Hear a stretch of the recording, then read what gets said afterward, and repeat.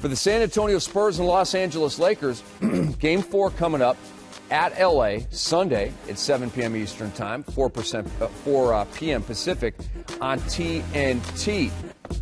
Alvin, I'll start with you first here. Mike D'Antoni, the coach at Phoenix, you were his assistant. You know him well. Take us through the next 48 hours for Mike D'Antoni as he approaches this elimination game, Game 4 on Sunday. Well, I think it just comes down to pride right now. Obviously, we saw tonight, 0-103 when you're 3-0, so 0-3. So obviously you're just going to be playing for pride. I think, you're going to have to go out and just give it everything you got. Hopefully some things can happen. I think you have to throw the ball inside as they did to Dwight Howard. I thought he did a great job tonight, 25 and 11. So, he did about what he's going to do. The backcourt stepped up. They just got to find a way to keep the shooting percentage some kind of way under the, 60. If you're going to shoot 60% like San Antonio has done, then you're going to have a great opportunity to beat anyone you play. So they got to get the shooting percentage down. Yeah, I mean, if you go into this game and you told Mike D'Antoni that his young backcourt of 2 second-round picks, D-League guys were going to score 44 points, Dwight Howard was going to have 25 and 11, he would probably say, Powell with a triple-double. He'd probably say, we got a pretty good chance to win the game. You lose by 30. I mean, again, it's defense. It's the same thing we're talking about in Denver and Golden State. Defense. The Lakers got to find a way to bring these field goal percentage down, take away some of these easy baskets.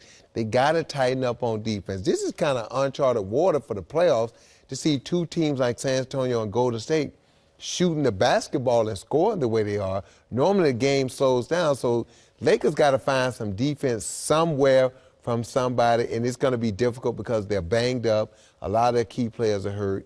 But without playing some defense, Sunday's going to be their last game. Welcome to another edition of Scatter Shooting. Sean, what was most impressive about the Spurs, this pummeling of the Lakers 120-89? I think several things. I thought they did a much better job moving the basketball, getting everybody involved. I thought in games 1 and 2, we relied a little bit too much on the big three. The other players didn't touch the ball or get involved as much.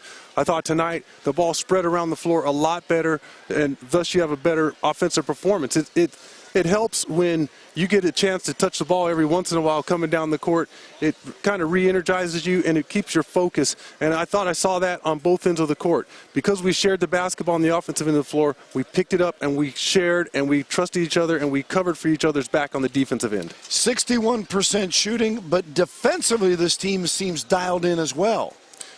Defensively, what I liked is every time Dwight Howard caught the ball and he spun toward the middle, he was surrounded by 3 or 4 black jerseys. That should be your game plan right now.